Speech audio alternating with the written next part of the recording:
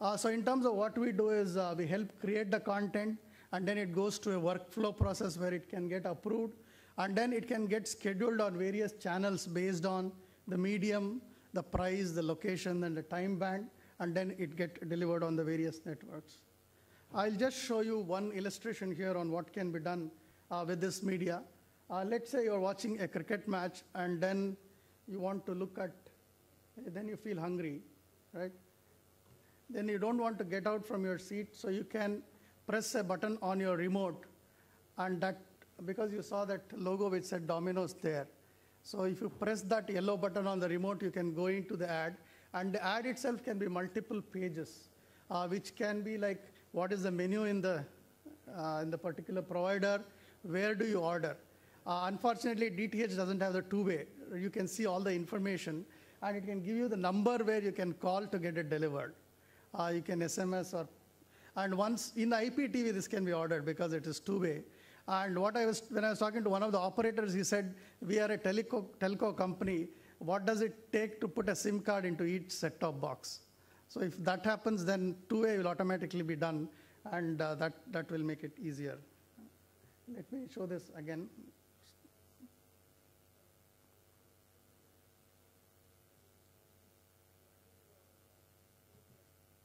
So you're seeing the Domino's on there, and when you press the green button there on the remote, you go into that ad, and then you can spend as much time as you want in that ad. And what the operators are saying is when people switch from channel to channel, right, at that time this can be shown, which is actually their downtime, because they moved out from one channel because they're looking at an ad. So they can come here, and only at that point you can show a blob which can actually become a detailed ad. And this can be used to deliver content and games and so on. In terms of delivering this can be done through hotspot, which I showed there, which was a Domino's pizza blob on the right. And then in terms of the ways it can be done as that blob itself or a hotspot. It can be done as part of what is called as a marquee. So if you're looking at a cooking program, right, and it shows the name of a dish, if you want to see how to make that dish or some more details about that, again, you can press that remote button and you can go into an overlay of what that has. And then this pullouts, a lot of times we saw during the cricket matches, right? The cricket itself becomes smaller and you see more of the motorbikes and whatever else. In terms of carousels, this is one thing where convergence can be done is while you're looking at a program, let's say it's a gadget guru, and you can see saying that SMS a particular number to download that application. This can help discovery. So if the content or the game or the application which can be used on the mobile is relevant to this program, then you can incentivize the user to download that and then help the discovery. I think one of the things we are looking at doing from an IPTV perspective is if you like a particular program you're watching, you can again SMS a number, and that will, using your profile, connect to your social media and say you like this program. So you can push to your social media saying that you like this program. At the same time, on the other way, if you're looking at a program, you want to see how many people like at this point of time, it can give you an indicator. As well as if you want to look at who like it. It is not your friends, but it can give a generic view of who are the most popular users who like this program. So it's an attempt to connect social media as well. In terms of benefits, what we're looking at is engaging the audiences and by creating more relevant content, more rich, and which is useful for them, help monetize the media, and help distribute and redistribute the content. So even the TV programs which are popular can be made as pay-per-view and shown again and again. In terms of the business model, the way we are working is when the ads are created by the advertising agencies and sold to the various motorbike companies or the FMCG sector, then they would pay us and it will go to the broadcaster and the operator. So we become the hub where we are selling the media and then sharing the proceeds to the other parties. Roadmap ahead, we are currently signed up with a couple of DTH operators. Then we are looking into getting into mobile and gateways. We want to become the provider of choice. We are working at different parts of the ecosystem. Since this is a new media, people are finding questions on how do you measure this, what are the metrics, what is the effectiveness, why should I spend? So we're addressing all those issues, and once that gets done, we could look at going global, and as well as the platform is continuously evolving, so we're looking to address the two-way communication. This is a brief I had in terms of what the media is trying to do, and this is a startup which has been in operation for about 2 years. There's a small team which has created this, and we think we can make a difference. Thanks. Yeah.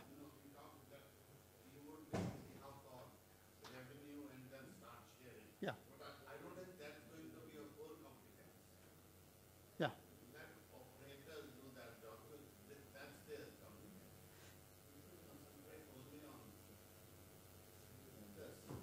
Sure.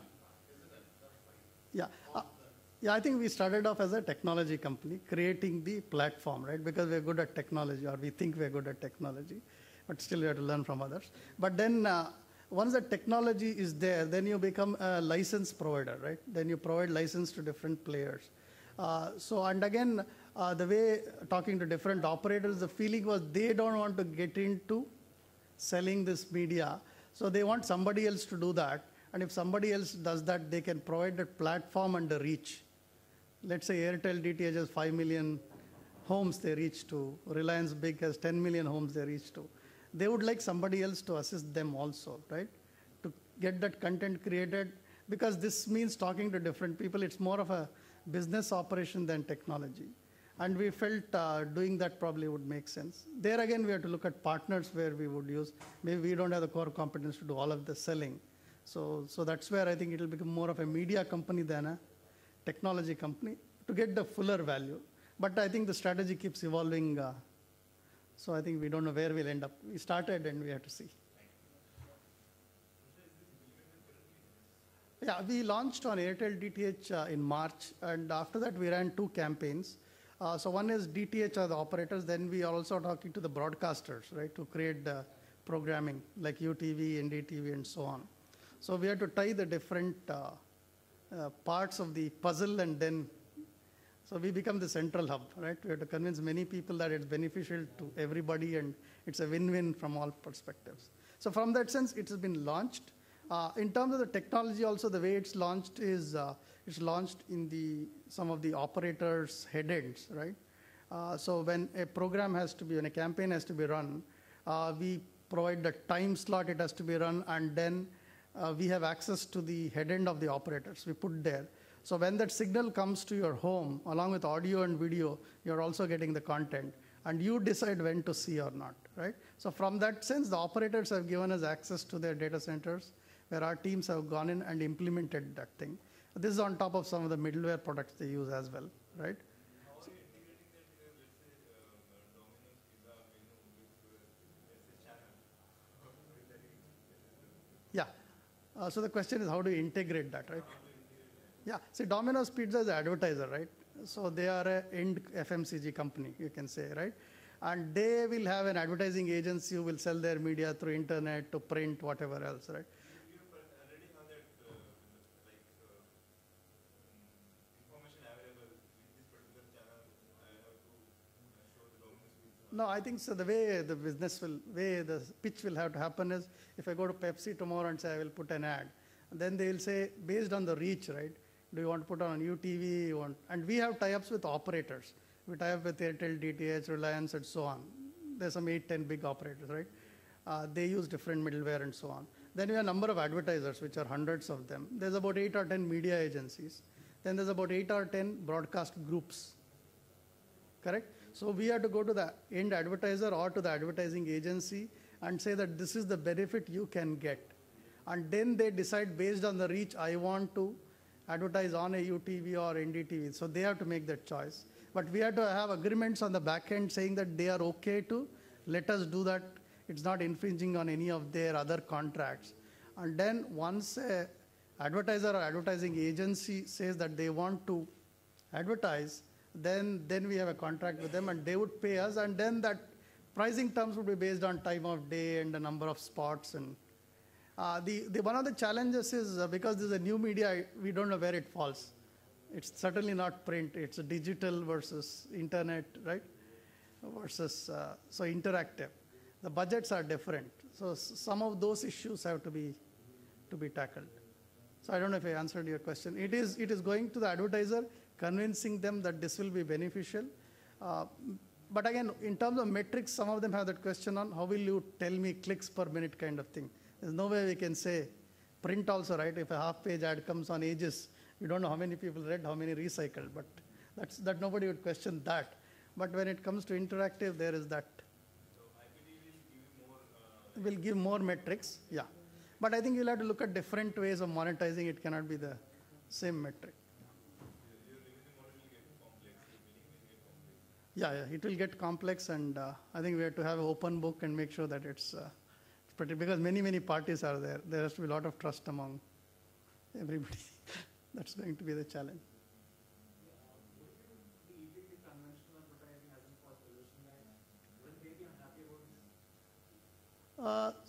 See, again, it's like a new thing.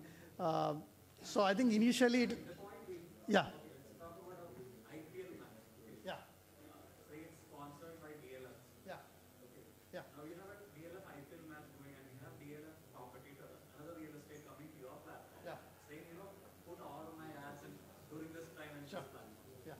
So wouldn't that be a contradiction? Yeah, I think that those kind of conflicts would be there. That needs to be addressed, actually. Yeah, you can't put a Pepsi overlay on a Coke ad, or when Coke is sponsoring a program, you can't put that.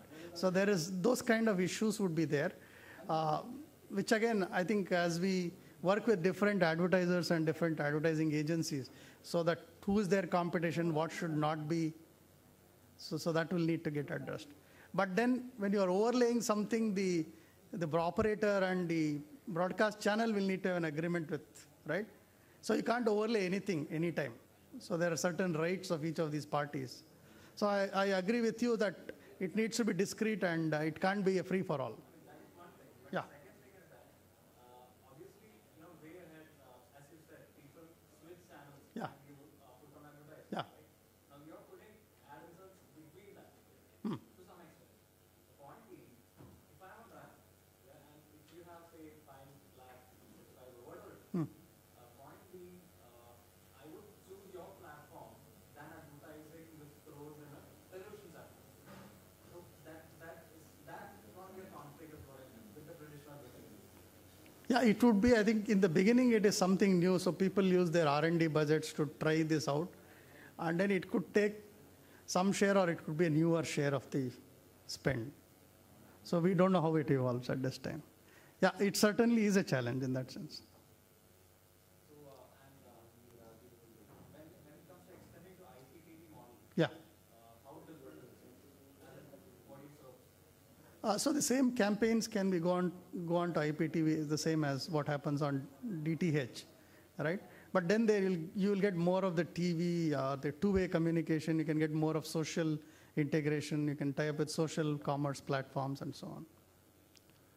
So, and IPTV is very small in India at this point of time, right?